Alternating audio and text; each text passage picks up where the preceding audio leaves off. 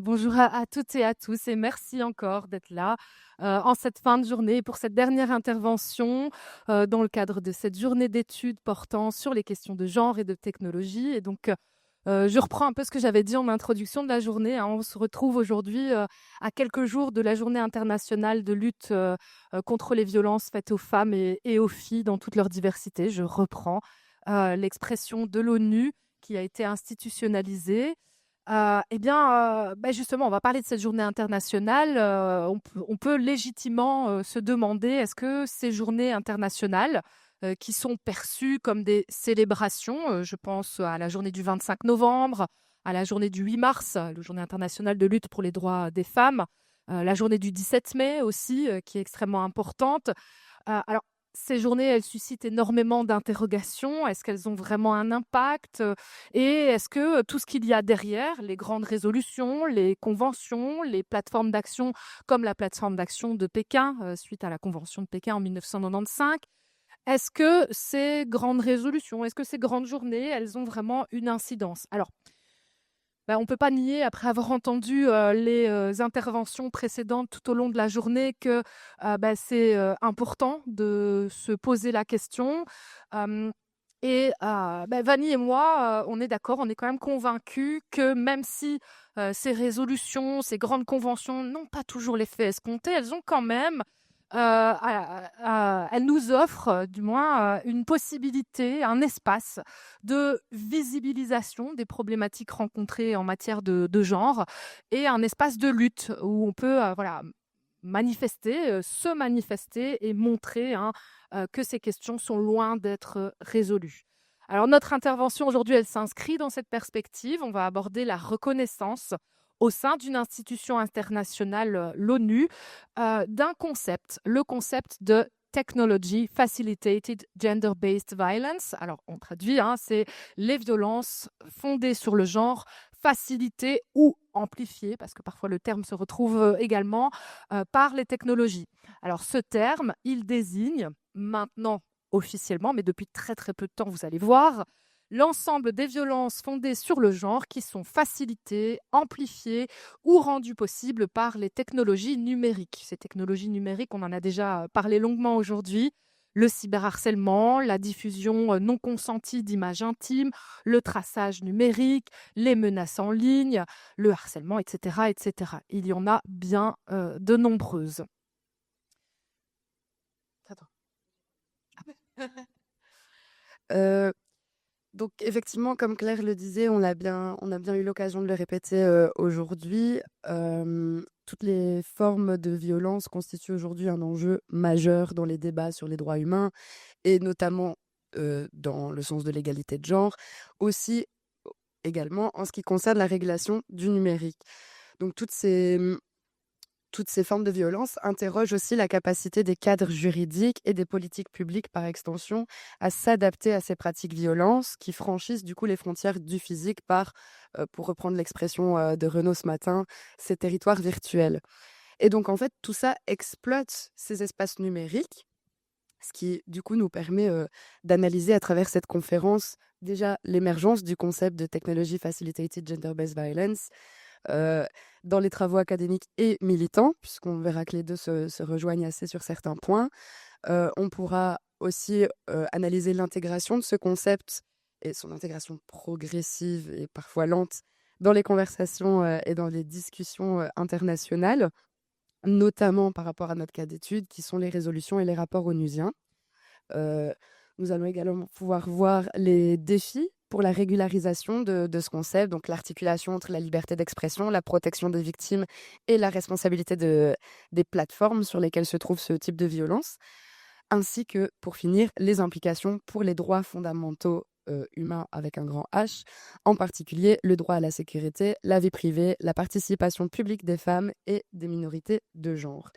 Et donc tout ça, au final, notre objectif est de montrer via tout ce déroulement comment la reconnaissance de ces violences numériques s'inscrit dans une dynamique qui est beaucoup plus large, qui est du coup celle de la lutte contre les violences de genre et de gouvernance du numérique.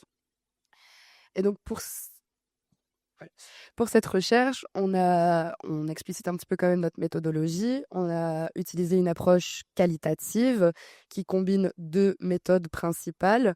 Tout d'abord, il y a des observations participantes qui ont été menées notamment et une première fois par Claire dans le cadre des 3 dernières sessions de la commission de la condition de la femme qu'on va, raccourcir sûrement à l'oral par CSW, qui est tout simplement son acronyme.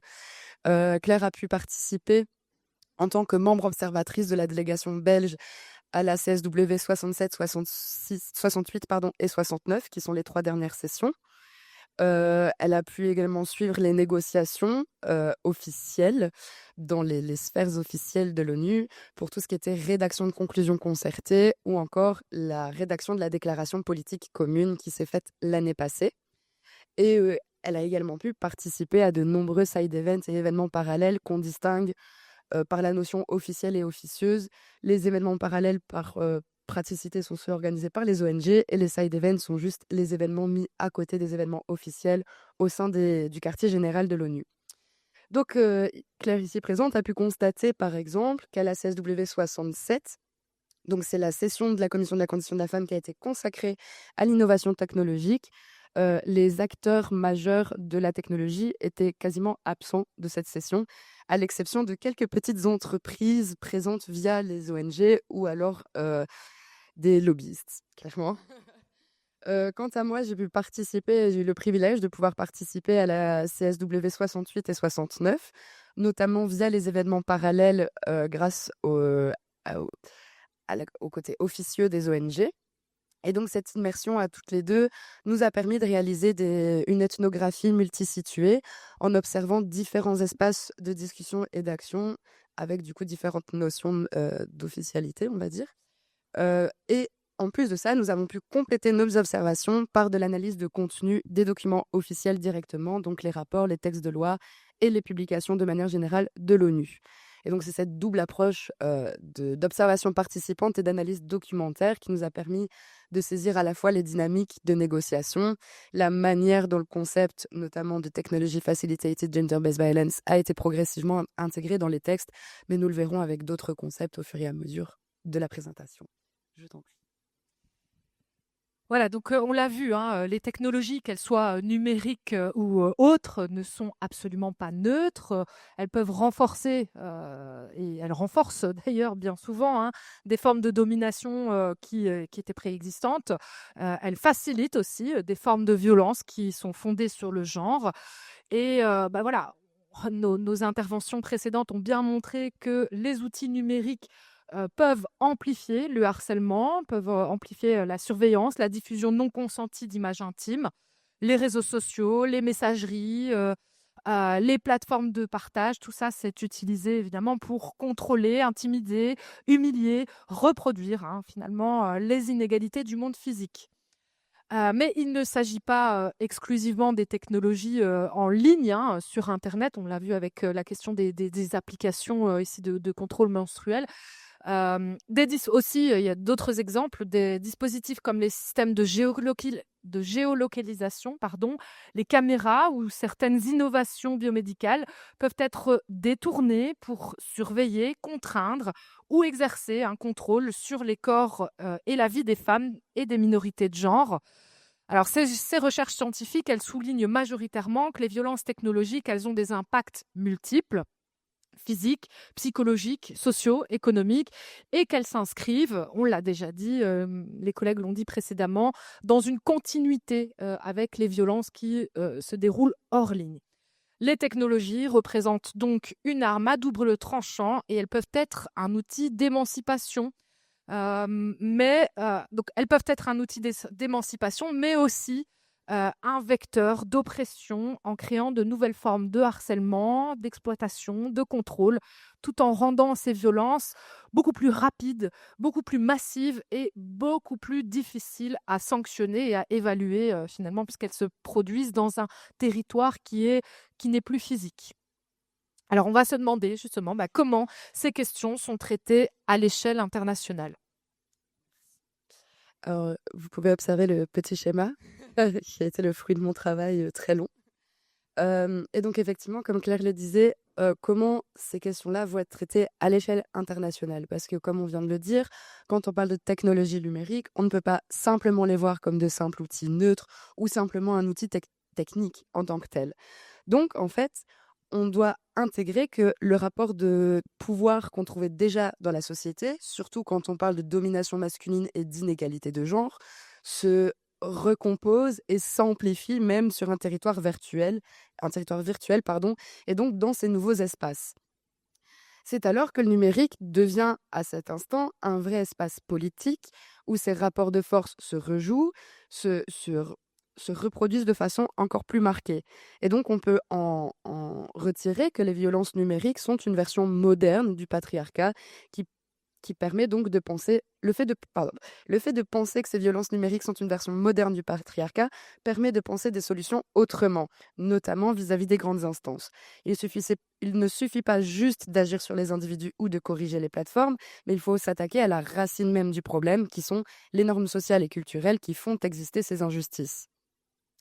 À partir de ça, c'est dans cette perspective transformative donc que les politiques publiques doivent se situer et que le numérique alors devienne enfin un espace inclusif, respectueux des diversités de chacun et surtout des diversités de genre. Donc il est évident que ces politiques de genre ne s'inventent pas dans un seul bureau ou une seule institution. Elles se construisent, elles se co-construisent d'ailleurs par une multitude d'acteurs, chacun apportant un bout de réponse ou d'expertise à l'autre.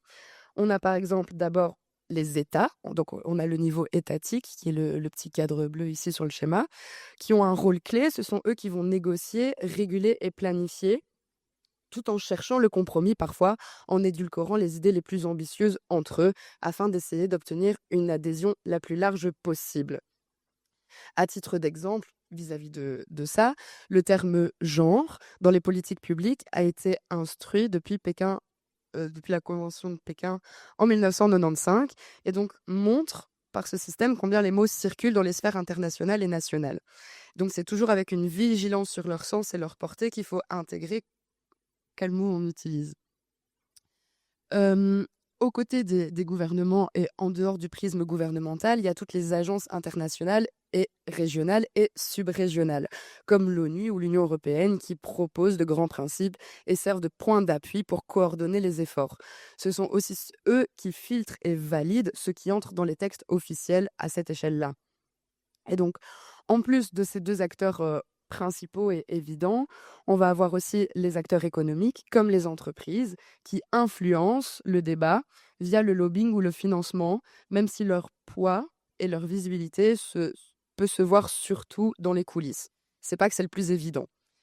En plus de tous ces acteurs-là, nous avons aussi la société civile organisée, comme les ONG, les associations, les syndicats, les mouvements citoyens, etc., qui, eux, vont revendiquer et innovent. Ils vont surtout proposer des avancées qui doivent faire passer à travers des filtres institutionnels, des compromis, des nuances, tout ce genre de choses pour être sûr qu'à la fin, les propositions soient intégrées dans les politiques.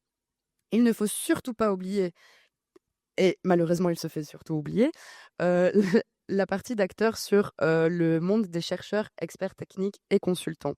Parce qu'en fait, ce sont eux qui aident à traduire les connaissances complexes en langage compréhensible, ce sont eux qui vont vulgariser les connaissances scientifiques et qui, par extension, du coup, aident à les faire circuler en tant que nouveaux concepts utiles pour avancer.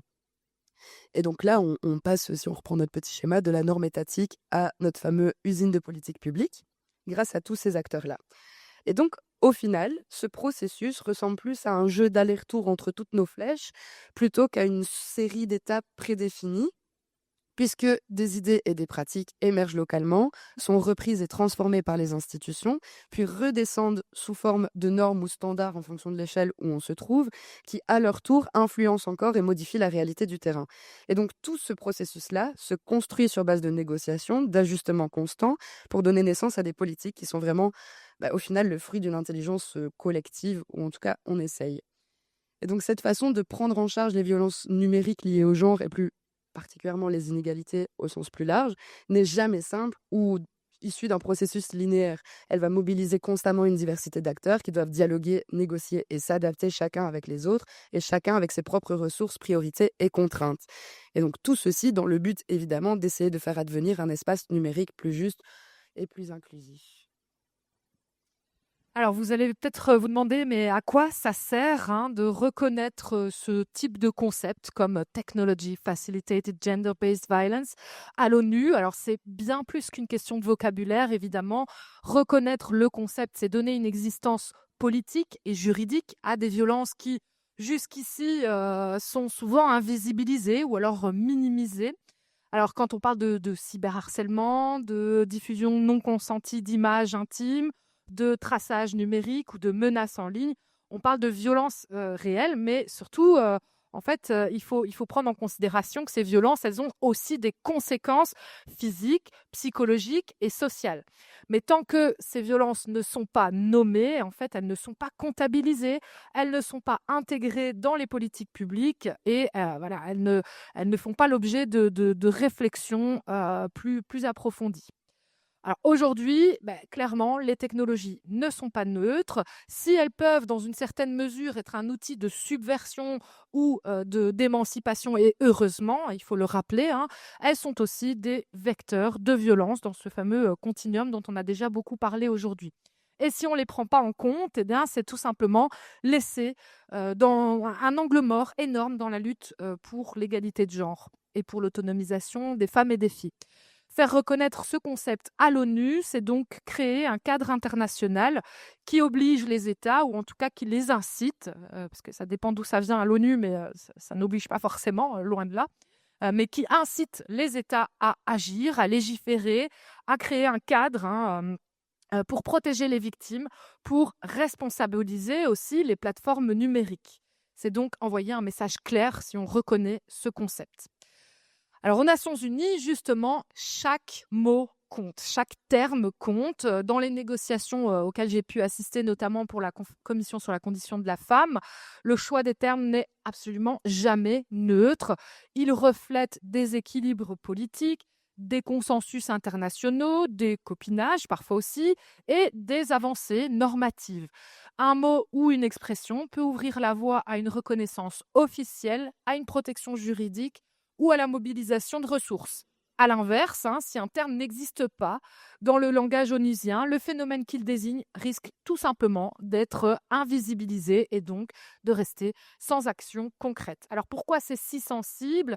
Parce on évolue dans ce cadre international, dans un environnement qui est multilingue, un environnement diplomatique et juridique, où chaque formulation, chaque terme doit être acceptable par les États et des États qui, en l'occurrence, ont des visions parfois extrêmement opposées. Derrière les mots, il y a aussi, bien évidemment, des enjeux géopolitiques. On a parfois certains pays qui bloquent les termes parce que des termes pourraient être liés aux droits reproductifs ou à la santé sexuelle, d'autres pays qui vont refuser tout simplement le terme de genre, parce que ça fait référence au rôle de genre, aux stéréotypes. Certains vont d'ailleurs, c'était le cas à la CSW 67, insister pour dire qu'il y a des stéréotypes positifs. Il y a aussi d'autres thèmes un peu sensibles et tabous, la question de l'inclusion des diversités. Comment, en effet, intégrer les identités LGBTQIA+, dans des textes qui doivent être adoptés par des États où ces réalités sont en fait criminalisées. Puis, pour la petite info, en général, dans les Zero Draft, donc le premier projet du texte des conclusions concertées ou pour tous les 5 ans des déclarations politiques communes, les premières versions comportent généralement des références aux... alors, il n'y a plus trop LGBTQIA+, en général, aujourd'hui, il y a plus SOGIESC, Persons of Diverse Sexual Orientation, Gender Expression and Identity and Sexual Characteristics.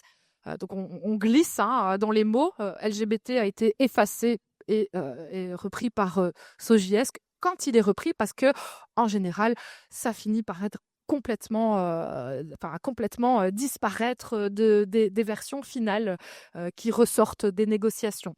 Donc il y a aussi le débat entre une approche intersectionnelle qui prend en considération les discriminations croisées et une approche universaliste qui, elle, cherche des formulations plus générales pour obtenir un consensus. Il y a une expression qui a fait l'objet de nombreux débats. Par exemple, c'est l'expression « multiple and intersecting forms of discrimination » ou dit plus rapidement MIFD. Ça a fait l'objet de beaucoup de débats et le terme n'est quasiment jamais ressorti dans les documents finaux. Rien que le terme intersecting, en fait, hein, l'intersectionnalité n'est pas ne fait pas du tout l'objet d'un consensus au sein des Nations Unies. Le langage à l'ONU, dans les institutions internationales, ce n'est pas que des mots, donc c'est un terrain de négociation où se jouent des droits fondamentaux. Et du coup, effectivement, comme le disait Claire, le sens des mots et leur définition est la partie la plus importante au final dans ces négociations. Et donc, c'est pourquoi aussi l'ONU a mis en place une base terminologique officielle qui s'appelle UN Term, donc United Nations Terminology Database, qu'on peut voir ici sur le PowerPoint, qui est la base de données multilingue qui recense les termes utilisés dans les documents officiels et dans le système des Nations Unies de manière générale. Elle aide à déjà garantir la cohérence linguistique et conceptuelle dans les communications, puisque généralement, et c'est la raison pour laquelle Claire et moi nous exprimons souvent en conceptualisant en anglais, puisque en traduisant, on perd déjà des nuances dans le sens du concept. Euh, et donc, du coup, tout ça pour dire que effectivement, ça aide dans les communications, les traductions, les négociations, et du coup, par extension, dans le fruit que sont les textes juridiques produits in fine par l'ONU. Et donc, chaque terme inscrit dans UN Term est traduit dans les 6 langues officielles de l'ONU, à savoir le français, l'espagnol, le russe, le chinois, l'arabe et l'anglais. Il est défini selon son usage institutionnel, ce qui change déjà aussi le fondement même du concept, et référencé dans les documents où il apparaît. Donc comme ici, on peut le voir en fonction de la résolution, de la convention, du rapport, et on peut voir à quel organe il est à chaque fois attaché et dans quel domaine spécifique il est rattaché. Donc ici, par la suite, on va vous donner des exemples où on peut voir sur les droits humains, la santé, le développement, l'égalité de genre, etc., dans quel contexte, quel mot est utilisé. Ça devient assez intéressant de l'analyser. Et donc, effectivement, UN Term ne se contente pas juste de traduire des mots, il formalise des concepts politiques et juridiques qui sont reconnus par les Nations Unies. Par exemple, les termes comme gender-based violence, sustainable development ou encore peace building sont définis avec précision, ce qui permet de les utiliser de manière uniforme à la base dans les textes officiels et les négociations internationales. Cependant, l'intégration d'un nouveau terme du coup dans cette base de données devient un processus excessivement rigoureux. Elle suppose déjà que le concept soit utilisé de prime abord dans plusieurs documents officiels, que la définition de ce concept fasse l'objet d'un consensus minimal entre les États membres et qu'en plus de ça, celui-ci soit stabilisé sur le plan sémantique, ce qui complique vachement les choses. Du coup, le processus reflète en fait la manière dont les idées en tant que telles circulent, se négocient et se transforment en normes internationales, puisque rien que les concepts utilisés suivent ce processus-là. On serait alors en raison de se demander, ok, mais du coup, si un terme n'est pas référé dans cette base de données, qu'est-ce que ça veut dire? Eh ben, l'absence d'un terme dans UN Term ne signifie pas non plus qu'il est inexistant dans les débats de manière générale. Il peut peut-être déjà être utilisé par plusieurs agences comme ONU Femmes, UNICEF, etc., même l'OMS. Il peut également figurer dans certains rapports ou certains plaidoyers, mais juste cela signifie qu'il n'a pas encore été formellement intégré à la base et donc pas formellement et officiellement stabilisé sur une définition. C'est souvent le cas d'ailleurs des concepts émergents, tout simplement comme celui de violence facilitée par violence basée sur le genre facilitée par les technologies, qui sont tout simplement un concept en cours de reconnaissance. Ouf. Donc effectivement, pendant longtemps dans les textes internationaux, pour revenir à notre point principal, on parlait beaucoup de sexe pour parler du sexe biologique. Et c'est à partir des années 70 que les féministes anglo-américaines ont introduit tout doucement le terme gender, qui insinue en fait une dimension sociale, culturelle des rapports entre les hommes et les femmes. Et en fait, ce changement de conceptualisation, il est fondamental parce qu'il permet déjà d'expliciter que les inégalités ne sont pas naturelles et naturellement biologiques, mais qu'elles sont construites par une société. Et donc, dans le cadre de l'ONU, cette évolution déjà prend du temps. On donne l'exemple ici de la charte signée en 1945 lors de la création des Nations Unies. Cette charte mentionne le mot sexe quand elle parle d'égalité entre hommes et femmes. mais elle n'explicite rien du tout en plus de ça. Et donc, disons que ça va devenir vraiment une notion et un concept utilisé de façon récurrente à partir de la 4e conférence mondiale sur les femmes, qui, est- est- qui a vu le jour à Pékin en 1995. Et c'est vraiment cette conférence-là qui va marquer un tournant et qui est d'ailleurs une référence dans les négociations qu'on a pu observer. Cette conférence qui a eu lieu à Pékin, elle met en place la déclaration et le programme pardon, d'action de Pékin. Et tous deux adoptent l'approche de genre et affirment que toute structure de la société et toutes les relations entre les sexes doivent être représentées et repensées pour atteindre l'égalité. C'est donc à partir de là que le terme gender devient incontournable effectivement dans toutes les négociations internationales et qu'il se diffuse du coup par extension dans les politiques nationales, y compris en Belgique, qui était, soit dit en passant, mon cas d'étude. Il a inspiré les plans d'égalité sur les dispositifs institutionnels, peu importe l'échelle également. Et donc aujourd'hui, qu'est-ce qu'on en pense? Eh ben, aujourd'hui, ça devient de plus en plus compliqué de faire accepter le terme, bizarrement, alors qu'il faisait partie d'un consensus. Certains États le soutenaient jusqu'à présent et s'opposent désormais vachement et radicalement.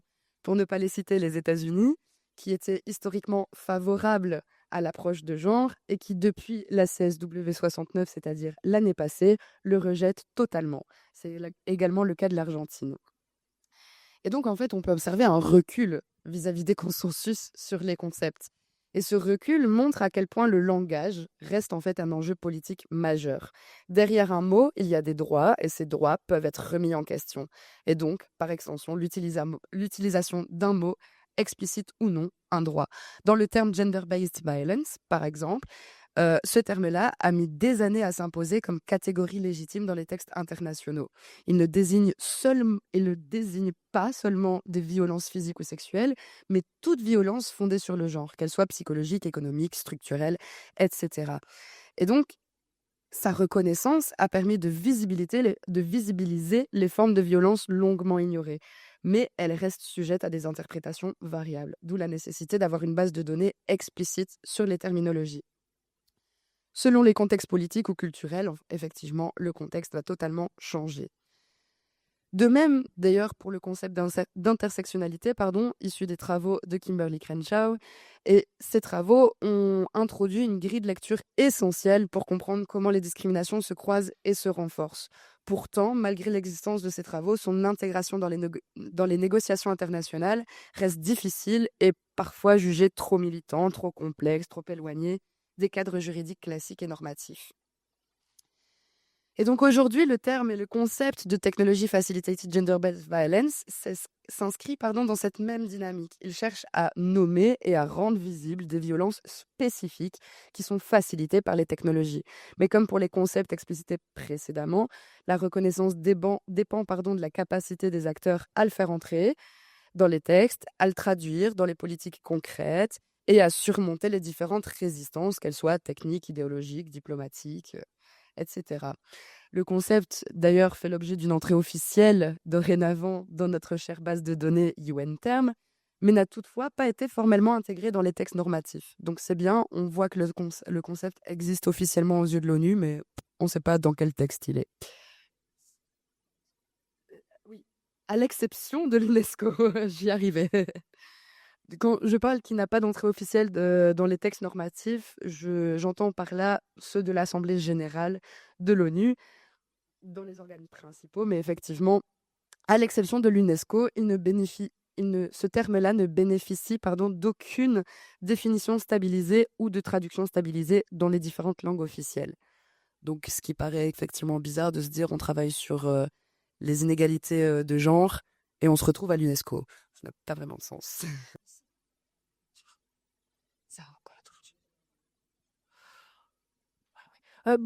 Pour autant, c'est pas parce qu'il y a qu'à l'UNESCO qu'on parle de ce concept de Technology Facilitated Gender-Based Violence qu'il est absent des travaux de l'ONU, on va le voir. Il y a plusieurs agences, notamment évidemment une des branches de l'ECOSOC, le Conseil économique et social de l'ONU, UN Women, ONU Femmes, a énormément intégré ce concept, puis l'a intégré, puis l'a supprimé, on va voir. en quoi, enfin, il y a un petit bout du concept qui a disparu avec le temps. On va pas rester trop longtemps sur cette définition. Vous avez eu l'occasion de la lire peut-être pendant qu'on parlait. On a mis la définition. Donc, c'est la définition qu'on retrouve dans UN Term et qui en fait reprend un document publié par l'UNESCO très très récemment. Ça date de 2025. Donc, cette entrée dans UN Term est toute récente. Et justement, on va en discuter. On a oublié de le mettre à la fin, notre entrée dans UN Term parce qu'on n'a pas eu la date exacte. En réalité, l'émergence de ce concept date plus ou moins des années 2010 et c'est pas les institutions internationales qui furent les premières, évidemment, à avoir proposé ce concept, mais bien évidemment plutôt des milieux militants, féministes, des ONG qui étaient notamment spécialisés dans les droits numériques. Tous ces acteurs ont commencé à documenter le fait que les violences en ligne sont nombreuses, cyberharcèlement, revenge porn, traçage numérique. Aujourd'hui, avec les IA, on en a parlé il n'y a pas longtemps dans les médias, notamment avec Sora, qui peut créer des vidéos, par exemple, très, très explicites notamment. C'est encore pire, il y a plein de nouveaux concepts justement qui sont apparus. Donc, ces acteurs des ONG aux alentours de 2010, ils ont commencé à conceptualiser ça, les Technology Facilitated Gender-Based Violence, en les inscrivant dans un continuum de violence, révélant ainsi leur caractère systémique et structurel. C'est seulement 8 ans plus tard que on va voir des acteurs au sein de l'ONU qui vont se l'approprier, notamment en 2018. Le rapporteur spécial de l'ONU sur la violence contre les femmes évoque pour la toute première fois ces violences dans un cadre juridique. Donc, on est en 2018, en posant les toutes premières bases de la reconnaissance institutionnelle de ce terme.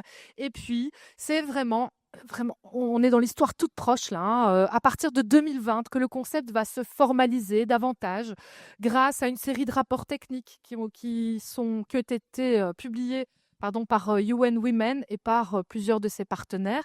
Ces documents, publiés par UN Women et quelques-uns de ses partenaires, proposent donc des définitions claires, des typologies, des formes de violence facilitées ou amplifiées par les technologies, proposent des analyses qui bien souvent sont des analyses avec un angle intersectionnel, des recommandations politiques aussi. Mais on en est encore dans les balbutiements.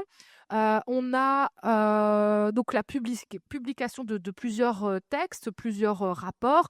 UN Women, UNICEF, UNFPA et Save Children vont publier entre 2020 et 2023 toute une série de briefs techniques qui définissent le concept, en fait, qui exposent, qui prouvent finalement que ces violences sont facilitées par les technologies, voire amplifiées. Et notamment, ces premiers briefs techniques dont beaucoup insistaient sur la question de la continuité tout au long de la vie de ces formes de violence.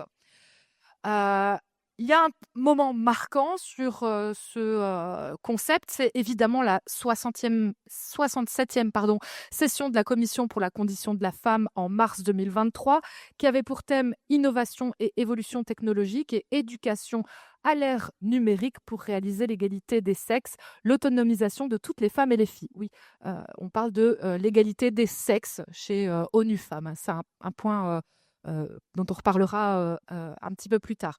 Autrement dit, cette 67e commission pour la condition de la femme, c'était la session où les questions des technologies et du genre étaient au cœur des débats. Alors, dans le projet Zéro des conclusions concertées, qui date de janvier 2023, on avait donc très clairement la terminologie des Technology Facilitated Gender-Based Violence. Cette expression, elle apparaît dans le Zero Draft 5 fois et on a même une section entière de paragraphes opérationnels qui portaient sur la prévention et l'élimination de ces violences, ainsi que sur la protection des droits des femmes et des filles en ligne. Mais voilà, vous vous en doutez, je l'ai déjà dit tout à l'heure, mais dans le texte final, cette terminologie et d'autres a disparu. Le concept n'a absolument pas été retenu en tant que tel. À la place, on a retenu plutôt des formulations un peu plus vagues, telles que des violences en ligne et hors ligne liées au genre, des violences en ligne faites aux femmes et aux filles, parce que genre a été aussi énormément supprimé des données. C'est évidemment pas un choix anodin, hein. Il montre que, malgré l'importance du sujet dans les discussions, les États membres n'ont pas voulu entériner ce terme, ce concept de Technology Facilitated Gender-Based Violence. C'était en fait un enjeu majeur de la CSW 67, au même titre que le maintien du mot gender ou la reconnaissance des formes multiples et intersectionnelles de discrimination. Désolée parce que j'ai le terme en anglais dans ma tête. Ces notions, donc autant que d'autres, hein, elles ont été âprement négociées. Leur refus, leur dilution, voire leur disparition dans le texte final, ça illustre très bien les tensions actuelles autour du langage et des droits des femmes dans les instances internationales. Mais c'était encore assez apaisé à la CSW 67. Bien qu'il y ait eu de nombreux débats, on va voir que ça va monter crescendo jusqu'à la CSW. Je ne vais pas vraiment l'aborder longuement, la CSW 69, mais là, on a eu un florilège de discussions parfois très, très virulentes au sein des négociations officielles. Puisque notamment un des États qui soutenait vraiment l'utilisation de concepts tels que gender-based violence, les violences fondées sur le genre, les États-Unis, hein, cet État a complètement lâché prise sur, bien au contraire même, sur l'utilisation de ces concepts. Alors en 2023-24, ONU Femmes a quand même produit un gros travail puisqu'ils ont publié ce qu'ils appellent Shared Agenda, un agenda de recherche partagé sur les violences fondées sur le genre, facilité par les technologies. C'est un agenda qui a été coordonné aussi avec différentes initiatives de recherche et qui a pour objectif à la fois de structurer les priorités de recherche, harmoniser les définitions et renforcer évidemment la capacité des États et des ONG à répondre à ces problématiques. On voit donc avec la publication de ce Shared Agenda, l'agenda partagé, qu'il y a une reconnaissance partielle, tout doucement, de ce concept par les agences onusiennes. Je vois que le temps avance, donc je vais avancer un petit peu plus vite sur l'historique. On a quand même en juillet 2024 la décision par le Conseil des droits de l'homme des Nations Unies d'adopter une résolution, la résolution 5619, qui soutient explicitement les efforts en matière de prévention, de protection et de responsabilisation en ce qui concerne les violences fondées sur le genre. C'est la première fois qu'une entité des Nations Unies aussi importante publie le terme en tant que tel. Quelque temps plus tard, on a le répertoire d'action en 2024, le répertoire d'action publié par ONU Femmes. Là, vous voyez qu'il y a un petit bout qui a disparu, puisque ce répertoire s'appelle Repository on UN Women's Work on Technology Facilitated Violence Against Women and Girls. Donc, on a oublié le terme, on a supprimé le terme de gender-based violence, mais on a quand même l'idée de facilité par les technologies. En résumé, si on devait faire vraiment un résumé des différentes étapes, ça a été finalement, de manière surprenante, assez rapide. 15 ans, il a fallu, entre l'émergence militante, l'émergence dans les milieux académiques et l'institutionnalisation partielle dans les politiques internationales au niveau de l'ONU. On va discuter maintenant le cœur de notre propos aussi, c'est de savoir pourquoi c'est bien, enfin pourquoi il y en a qui veulent, qui acceptent ce terme et pourquoi d'autres ne l'acceptent pas. Vanni va vous parler des éléments en faveur du concept. Alors, effectivement, la reconnaissance du concept de Technology Facilitated Gender-Based Violence est soutenue par une large coalition d'acteurs, qu'ils soient issus de la société civile, du monde académique, des agences onusiennes, de certaines ONG féministes ou de plusieurs États dits progressistes. Tous ces acteurs défendent l'idée selon laquelle les violences de genre facilitées par les technologies ne sont pas des phénomènes marginaux ou anecdotiques, mais des formes contemporaines de violences systémiques qui nécessitent des réponses politiques, juridiques, sociales et socialement adaptées. On va passer là-dessus. Ok, on n'aura pas le temps de tout aborder parce que ce qui est vraiment particulier, c'est les freins, la reconnaissance de ce concept dans les espaces internationaux, notamment à l'ONU, comme on l'a dit, se heurte à d'énormes résistances qui ne sont pas du tout uniquement de l'ordre sémantique ou technique, mais profondément profondément politique. Il y a 2 obstacles majeurs. C'est d'une part le refus persistant et de plus en plus visible par de nombreux États de reconnaître le terme même de genre comme une catégorie légitime d'analyse et d'action publique. Et d'autre part, et je ne citerai que ces 2-là, vous pouvez vous référer évidemment à ce tableau pour voir les autres, mais d'autre part, un autre élément qui est assez central, hein, c'est la dimension accusatoire implicite du concept de Technology Facilitated Gender-Based Violence, puisque ce concept, il met en lumière la responsabilité des technologies qui facilitent ou qui amplifient les violences, qui perpétuent, qui aggravent ces violences. Cette question de l'obstacle structurel qui renvoie, cette question, en fait, elle renvoie au fonctionnement même du capitalisme global. Reconnaître que les technologies facilitent les violences de genre, ça revient à admettre que les plateformes numériques, les outils de surveillance, les algorithmes et les infrastructures digitales ne sont pas neutres, non seulement, mais qu'en plus, ils peuvent être des vecteurs de domination, de harcèlement, d'exclusion. Ça implique donc de pointer la responsabilité des grandes entreprises, GAFA en tête, dans la conception, la régulation et la modération de leurs outils. Or, on l'a déjà dit, ces entreprises disposent d'un pouvoir économique et politique considérable, notamment dans les pays où le lobbying industriel influence très fortement les législations et les positions diplomatiques. Les pistes de solutions, on va les aborder assez rapidement aussi. Bon, après tout ce qu'on a dit, il s'agirait d'apporter des solutions concrètes quand même. Donc il ne suffit pas juste de s'en remettre à un seul acteur ou à une seule mesure, j'espère quand même que vous l'ayez compris, mais qu'il y a tout un écosystème de différents engagements. On a différentes échelles de différents engagements, notamment lorsqu'on parle d'acteurs publics ou les États, on pourrait penser en tête comme solution concrète de différentes lois qui se posent vis-à-vis de ces plateformes numériques, des lois liées au genre, comme Claire l'a explicité, vis-à-vis du revenge porn, du doxing, etc., de protection des victimes, de prévention, ou encore éventuellement d'accompagnement juridico-légal efficace. Juridico-légaux, pardon. On a également au niveau des acteurs les ONG et la société civile. On pourrait mettre en avant le fait que ce sont eux qui documentent les réalités du terrain, qui témoignent, qui produisent et qui, dans un sens, font pression pour faire en sorte que ces violences soient reconnues comme des violences à part entière. Et donc, l'accompagnement des ONG est indissociable pour trouver des solutions et des pistes de solutions concrètes, que ce soit encore une fois dans les conseils juridiques, l'assistance technique ou la suppression de contenus problématiques. On a les instances internationales également et on a surtout le milieu de la tech en lui-même, dont l'implication est indissociable de la protection contre ces violences.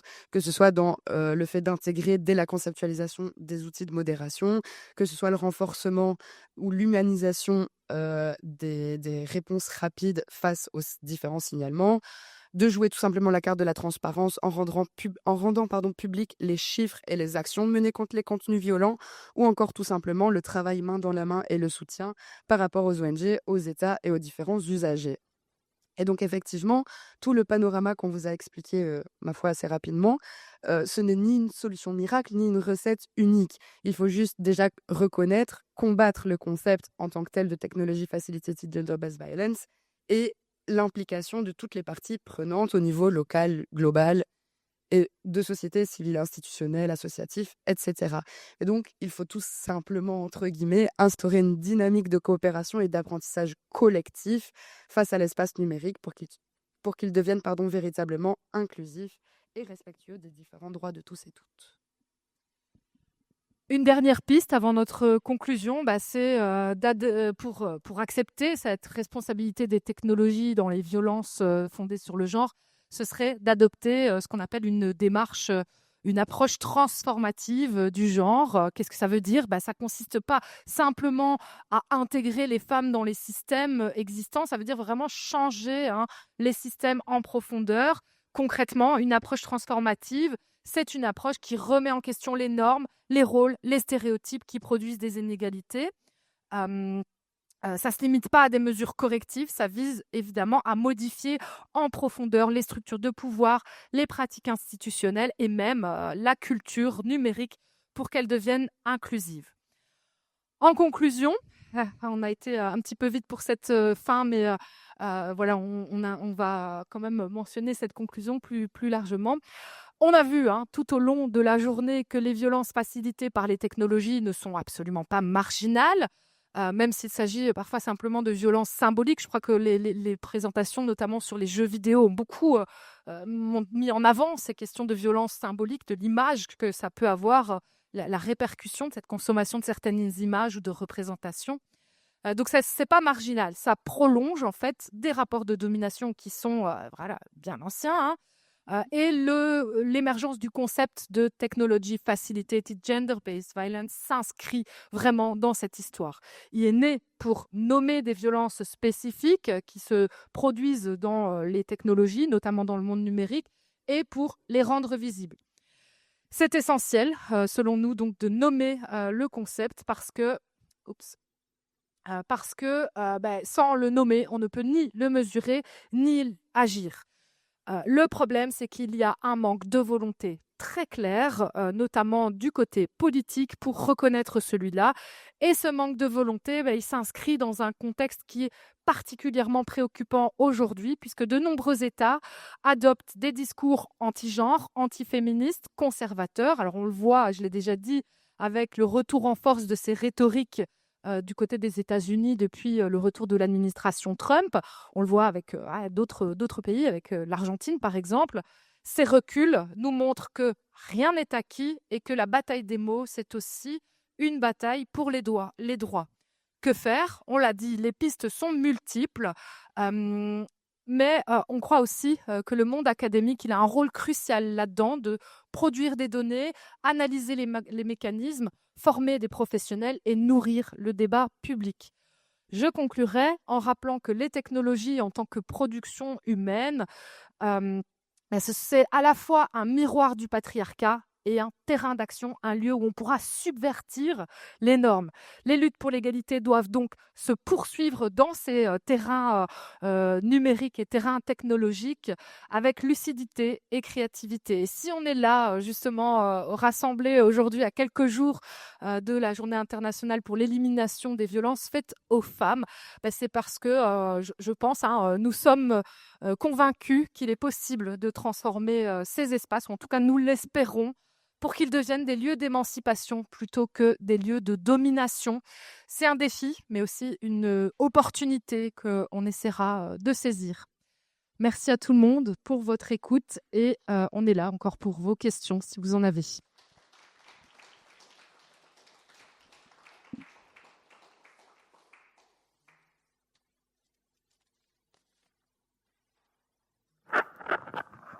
Me voilà avec le micro.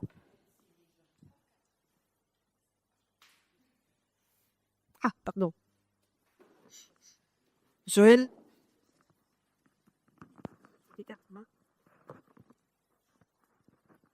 Bien, merci pour votre brillant exposé. Il est vrai que la question de l'internationalisation ou bien de l'adoption au niveau international des concepts est très compliquée au regard des sources diverses de financement, et des influences politiques. Mais je ne sais pas si dans vos recherches, vous avez essayé d'analyser ou de vérifier la position des femmes qui investissent dans des entreprises de technologie pour voir si leurs influences, peut-être on peut avoir d'autres, les organisations ou bien les femmes entrepreneurs qui font un financement parallèle ou bien contraire au financement des autres pour accompagner les dynamiques de lutte pour l'adoption des normes. En fait, non, parce que ces acteurs, dans les terrains auxquels on a eu accès, n'étaient tout simplement pas visibles, sauf du côté des ONG. Et en général, quand on avait des entreprises qui venaient s'exprimer, c'était plutôt des entreprises très progressistes, tenus par des femmes avec des investissements qui ne sont pas issus des GAFA, par exemple. Et donc, voilà, en général, ces acteurs, on les voit pas. Ils agissent dans l'ombre, dans les scènes auxquelles on a eu accès au niveau des Nations Unies, par exemple. Donc, malheureusement, non, on n'a pas pu enquêter sur ces questions-là.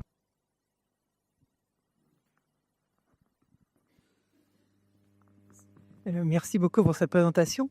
Est-ce qu'il n'y aurait pas par hasard aussi un écho de l'opposition classique SHS, donc sciences humaines et sociales, et sciences dites dures? Parce que les sciences dures, quand elles développent des choses, elles n'aiment pas beaucoup que les SHS réfléchissent dessus.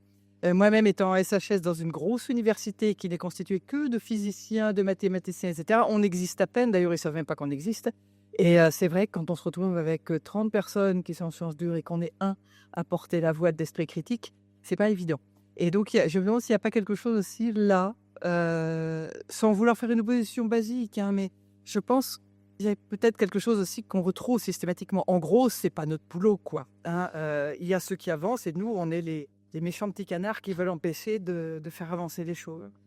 Oui, si, clairement, hein, il y a cette opposition, mais il y a plein de questions. C'est vrai que il y a aussi l'idée selon laquelle les technologies sont rationnelles et objectives et qu'elles n'impliquent pas d'effets négatifs secondaires comme en réalité il y en a. Mais oui, clairement. Alors en plus en ce moment, avec la décrédibilisation des discours des sciences humaines et sociales sur certains points qui sont qualifiés finalement d'idéologiques. Ça décrédibilise ces discours et ça empêche les échanges entre les disciplines qui devraient, à mon sens, effectivement, avoir beaucoup plus d'interactions et prendre en considération la vie des sciences humaines et sociales dans les sciences dites exactes. Mais pour l'instant, c'est vrai que c'est extrêmement compliqué. Nous avons quelques physiciens progressistes. Je me permets juste de rajouter une toute petite nuance à la question parce qu'effectivement, vu qu'on n'était pas dans les mêmes sphères à proprement parler, j'étais dans les sphères des ONG plutôt dites officieuses et toi dans les sphères plus publiques. Du coup, forcément, cette réponse-là est différente en fonction de l'endroit où on était. Personnellement, je trouve que du point de vue des ONG, les deux se soutiennent et marchent main dans la main puisque c'est la seule façon de se faire entendre. Et donc, les associations du CARE, par exemple, peuvent tout autant présenter des panels en association avec différents ambassadeurs, différents médecins et différents anthropologues dans le même panel et sur le même sujet, ce qui est peut-être un peu plus rare du point de vue des négociations officielles. Maintenant, même dans les thématiques abordées dans les différents panels des ONG, on voit qu'il y a quand même l'intérêt, ou en tout cas la volonté minimum d'essayer de faire quelque chose de transversal entre les différents domaines scientifiques.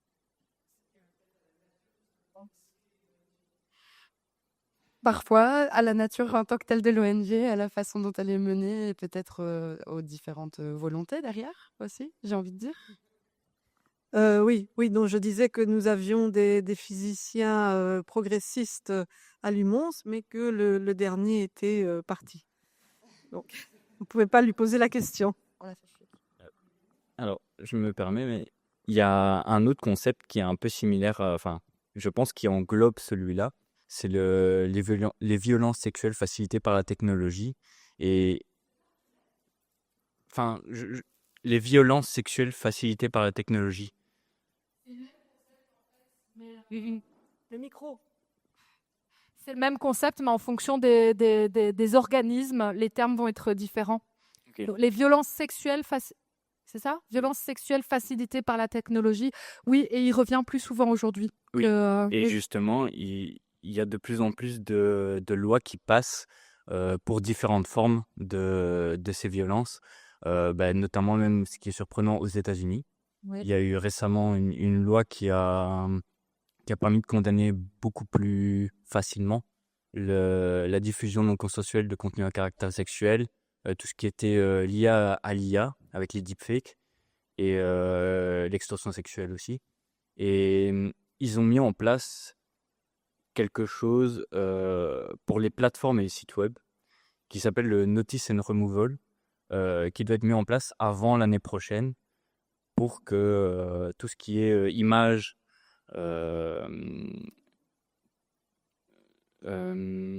Oui, les images à Oui, caractère c'est sexuel non ça, les images à consenti. caractère sexuel, etc., qui sont générés par les utilisateurs, peuvent être retirés par les personnes concernées. Ouais. Oui, c'est vrai qu'ils en avaient parlé l'année dernière, notamment de ces projets de loi, effectivement. Là, on parle de violences sexuelles facilitées par les technologies. C'est ça. Ouais. Très bien. Merci.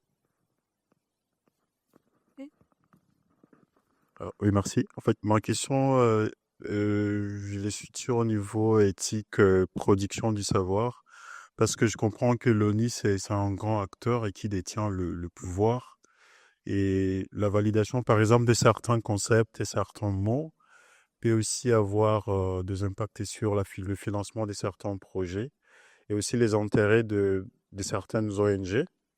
Dans ce cas-là, si on considère que si le processus de l'ONU conduit à valider un concept, par exemple, ça peut être un concept dominant, est-ce que cela n'affecte-t-il pas la production de savoirs alternatifs et des solutions locales, par exemple, qui ne correspondent pas au cadre terminologique validé par l'organisation? Et si tel est le cas, est-ce que le processus de validation onusien, est-ce qu'on peut considérer qu'il est juste et équitable dans dans la reconnaissance des différentes formes de connaissances qui doivent informer le politique mondial? Alors, c'est une belle question riche, hein. Et on recommence la journée demain sur le sujet-là. On arrive à la fin de la journée, c'est compliqué.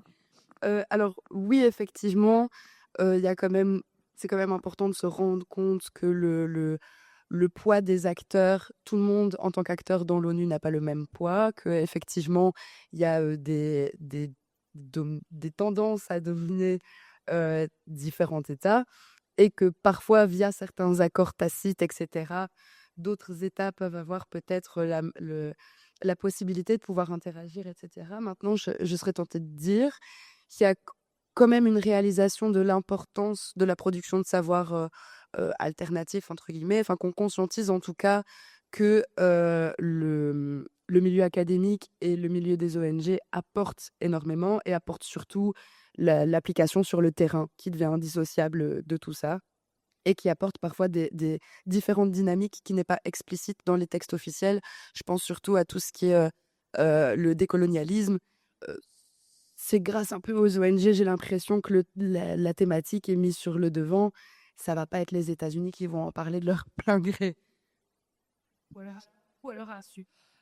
Non, mais effectivement, la formalisation d'un concept a des effets positifs. On a essayé de les évoquer, mais évidemment également des effets négatifs dans le sens où ça va invisibiliser d'autres formulations qui sont peut-être parfois plus grassroots, hein, qui viennent plus des terrains réels. Souvent, ce sont les ONG qui font remonter ça, ces réalités de terrain. Et c'est vraiment un travail. Bon, ici, on voit, ça a pris 15 ans entre l'émergence du concept dans les associations, les ONG de terrain et la reconnaissance. Mais ça invisibilise aussi probablement des approches autres. Oui, effectivement, ça vient orienter, je dirais, le regard par rapport à tout ce qui sera produit par la suite, évidemment.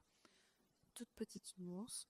La toute petite nuance que j'ai envie de rajouter, c'est que de manière générale, on parle de politique publique, donc on parle au sens élargi de quelque chose de juridico-légal, et de manière générale, dans le droit, tout ce qui n'est pas explicitement démenti est consenti.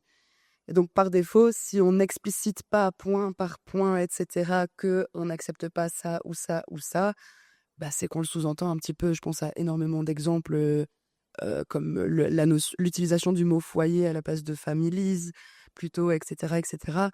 Même l'autonomisation financière des filles, ce genre de choses, bah, voilà, ça apporte des penchants positifs sur la scène internationale, mais par défaut, ça explicite à un moment de façon tacite, enfin, ça implicite, pardon, justement, de façon tacite qu'il y a d'autres formes de discrimination ou d'oppression auxquelles on n'a pas pensé et que le concept utilisé, mis en avant, autorise sans le vouloir. J'espère qu'on a répondu à ta question. J'ai encore une petite préoccupation, surtout au niveau toujours dans le processus de validation d'un concept. Et heureusement, vous aviez déjà participé à ce genre de débat. Est-ce que la question de la langue, est-ce que la langue n'a pas un impact dans le processus de validation d'un concept, surtout que Notamment. avec le langage de l'ONU, par exemple, où c'est un cadre anglophone, et par exemple, il y a certains acteurs qui, de leur part, ont eu une certaine conception ou une définition d'un concept qui partent de certaines expériences locales Ouais. et qui, à un certain moment, ça ne peut pas peut-être être perçu de la même manière au sein de cette Tout à fait. organisation. Les négociations se font en anglais, mais il y a des traductions, évidemment. Et bien entendu que, en fonction de la langue, bah voilà, le sens des termes n'est évidemment pas du tout le même et que ça peut donner lieu à des confusions dans les discussions et les débats. C'est pour ça qu'il y a eu un terme, hein. C'est pour ça qu'ils ont créé cette base de données des termes. C'est pour clarifier dans chacune des 6 langues reconnues officielles à l'ONU le sens de chacun des propos. Mais malgré ça, bien entendu que ça crée des confusions, des difficultés, des débats. Mais peut-être c'est pas très positif ce que je vais dire, hein, mais franchement, le sentiment que j'ai eu, c'est que au-delà du sens des mots, il y a des moments où dans les négociations, c'est même plus le sens des mots qui compte, parce qu'il faut dire que les négociations se passent jour et nuit, les négociateurs sont épuisés, ils peuvent pas manger, ils peuvent pas boire, c'était le cas à la CSW 67, et en fait, c'est finalement la nervosité et le ras-le-bol des négociateurs qui fait que on va garder 5 fois le terme genre et on va mettre 5 fois le terme sexe. Donc il y a parfois des calculs, mais complètement désincarnés de la réalité et des thèmes dont il est question dans ces institutions internationales. C'est vraiment important de le dire. On a eu ça à la CSW 67, où à la fin, je vous jure, c'était vraiment un petit groupe européen et un petit groupe Russie, États-Unis, qui étaient ensemble, et 54 pays africains qui refusaient certains termes. Et en fait, ils ont dit, ok, on va prendre 5 fois celui-là, et 5 fois celui-là, 5 fois celui-là, et 5 fois celui-là. C'était vidé de tout son sens, évidemment. Et parfois, ça se fait aussi dans les coulisses, hein. On voit des négociateurs, le négociateur de Grande-Bretagne qui est très ami avec le diplomate russe, qui se croisent et qui vont manger un petit bout ensemble et qui, en fait, discutent de ça en aparté. Et il y a des choses qui se résolvent comme ça. Mais il y a eu une toute petite amélioration à la dernière CSW parce que on a une nouvelle facilitatrice. Non, à la deuxième, à la CSW 68, il y a une facilitatrice néerlandaise qui a voulu mettre un terme à ces conditions de négociation extrêmement stressantes pour les diplomates, qui en fait faisaient que tout était vidé de son sens. Donc on va peut-être avoir de l'amélioration. Donc je parle vraiment pour la CSW, hein. On n'a pas vu les autres cadres.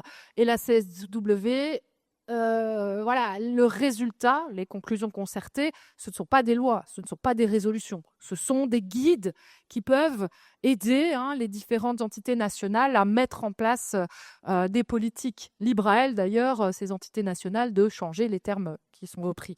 Donc voilà, ça perd un peu de son sens, mais en même temps, c'est vraiment un laboratoire qui nous permet de voir le reflet de ce qui se passe dans des questions géopolitiques et les intérêts des pays pour ces questions. Pour ce qui est des traducteurs, c'est vrai que les colloques sur la traduction auxquels j'ai assisté, qui parlent de la traduction à l'ONU ou de la traduction juridique, ça, c'est assez décevant parce que ça va toujours dans le sens du lissage, du consensus, et ça se vide. Il y a des notions qui sont extrêmement typées, culturelles, très marquées, qui disparaissent complètement, hein. Tout à fait. Je pense même d'ailleurs que ça fait peut-être l'objet d'une recherche, peu importe de la part de qui, mais de justement cette analyse sociolinguistique qui est importante à avoir derrière sur, ok, déjà de base, on négocie sur base de négociations qui ont déjà été négociées de machin de tchic-tchac, donc on perd déjà un sens profond à ce qu'on fait. Et à côté de ça, chaque mot traduit, dans la traduction, c'est déjà un choix politique. Enfin, personnellement, je ne suis pas traductrice, mais j'ai dû m'occuper de regarder la différence entre les textes en français, en espagnol et en anglais. Et au final, je me rendais compte que pour des mots qui étaient censés être les traductions littérales de chacune, on se rendait bien compte qu'il y avait déjà un sens qui était instauré dans ces traductions-là. Et on se rend bien compte aussi, dans les 6 langages officiels de l'ONU, que c'est des langues de colonisateurs également. Donc on perd aussi, non mais il faut le dire aussi, on perd aussi certaines nuances linguistique de certains dialectes aussi déjà de base qui sont invisibilisés. Et le fait déjà de les pointer du doigt, de les reconnaître et de les nommer, ça permet peut-être déjà de désinvisibiliser une partie, en espérant que ça soit plus efficace par la suite. Ouais, c'est peut-être le prix à payer pour avoir un droit international, finalement. Mais même au niveau d'un État, j'ai entendu des traducteurs qui racontaient des choses épouvantables sur les rapports qu'ils pouvaient avoir, ou l'absence de rapports qu'ils pouvaient avoir avec les juges quand ils sont amenés à traduire dans une situation de famille, je ne sais pas s'il faut dire famille au foyer, mais enfin, dans des questions de garde d'enfants, etc., où le juge refuse de prendre en compte l'appréciation du traducteur, qui a une sensibilité culturelle, qui peut donner des explications d'ordre culturel, et le juge refuse complètement toute interprétation. Hein. C'est Je assez... pense que déjà un point pour peut-être aider à pallier cette différence, ça va être aussi la médiation interculturelle à ce moment-là et la compréhension de tout ça. Oui, concernant ta dernière remarque, je confirme qu'effectivement, dans la traduction, donc dans l'interprétation même, par exemple avec des juges ou dans le cadre des tribunaux, je suis moi-même traducteur juré, bien, par moment, tu vois, oui, mais par moment, c'est vrai qu'on a d'abord, avant de préparer l'intervention, quoi que ce soit, on a droit parfois à ne rien voir. Donc c'est vraiment à la minute qu'on découvre ce qui se passe. Et puis après, effectivement, ben, c'est aussi à des choses où parfois en coulisses, on nous dit de traduire par un mot, par un autre, etc. Voilà, c'est pas toujours très clair, quoi. Non.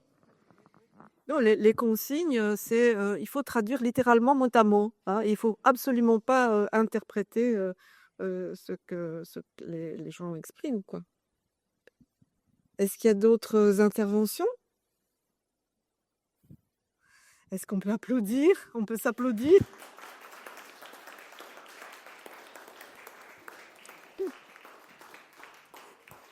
J'ai 2 choses encore à ajouter. Premièrement, merci à nos intervenants extérieurs, d'avoir fait le chemin jusqu'à Mons ou d'avoir été en ligne pour Marion, hein, qui n'a pas pu nous rejoindre, mais on était ravis de les entendre. Donc merci vraiment d'avoir contribué à ces débats passionnants. Et une deuxième chose, on va quand même faire notre pub du groupe Genre. On vous invite à prendre connaissance de notre prochaine activité. C'est un ciné-club le 2 décembre. Ce sera le film d'Épreuve d'amour à 20h, il me semble, hein, oui, 20h, au Plaza, donc dans le centre de Mons. Voilà, on vous invite à y participer et on sera ravis de vous retrouver à cette occasion. Voilà, merci à toutes et tous.